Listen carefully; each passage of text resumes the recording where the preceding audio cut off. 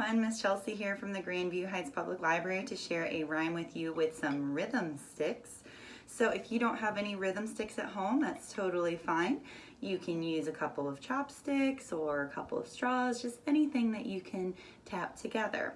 So we're going to do a rhyme called Woodpecker, Woodpecker. So here we go. Woodpecker, woodpecker, tap, tap, tap, tap, tap. Woodpecker, woodpecker, don't you ever nap? Woodpecker, woodpecker, up high in a tree.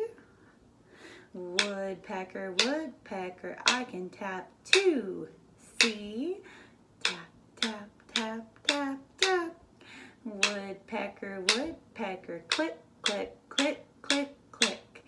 I can tap just like you with my rhythm sticks. And tap, tap, tap, tap, tap, tap, tap, tap, tap, tap, tap, tap. So that was Woodpecker, Woodpecker.